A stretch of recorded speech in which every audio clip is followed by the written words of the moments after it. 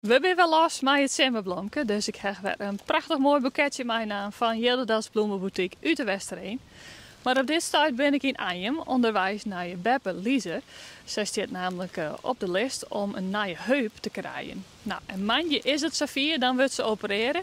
Ze had er wel een prutte last van, vertelde haar Beppe-zuster Lisa.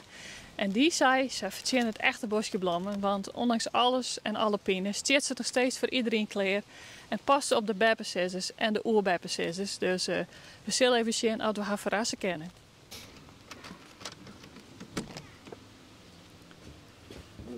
Goeiedag. Net zo hard, hè? Nee, dat hindert niks. Doe maar rustig hoor. Dan ze weer voor. Ja, nee, nou we winnen een beetje op een hechten dat je wat slechter bij wint. Jo bent mevrouw Sonnema. Ja.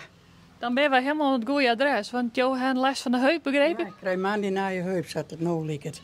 Zat het nou lekker? Nou ja, ik moet er niet op moeten wijzen, dus halve dat soort wijzen. Dus.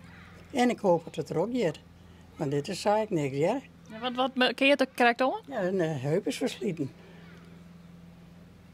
Dus. Dus er moet gewoon een naaien komen dan. Ja, Wel spannend. ja, zeker.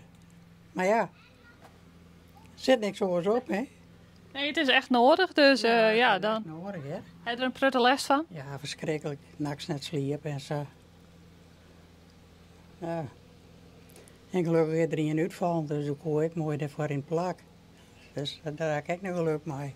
Ja, dus dat komt dan weer eerder dan dat je verwacht had. Ja. Nou, we hebben dat verhaal een beetje meekregen, want we hebben een berichtje gekregen. Ja, had je een idee? Nee. Ja, mijn dochter had het ook eerst alles dienen, maar ik weet niet waar het nou dienen had. Het is je liefdesdochter van jou.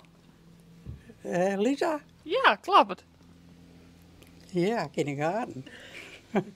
Nou, wat leuk. Die zei, ze stiert altijd nog voor iedereen kleren. Ze past op de Beppe-zusters en de oer-Beppe-zusters. Ze past heel goed op mij, hè. Ze doet alles voor me. Ze werkt voor mezelf, de boodschappen en ze doet ja, alles. Dus een goede steun voor jou. Heel lief. Ik ben helemaal aan mij haar. Nou, zei ik maar jou, dus ze zei, ze verdient een bosje bloem. Dus die heb ik voor jou meenam. Ja, nou leuk.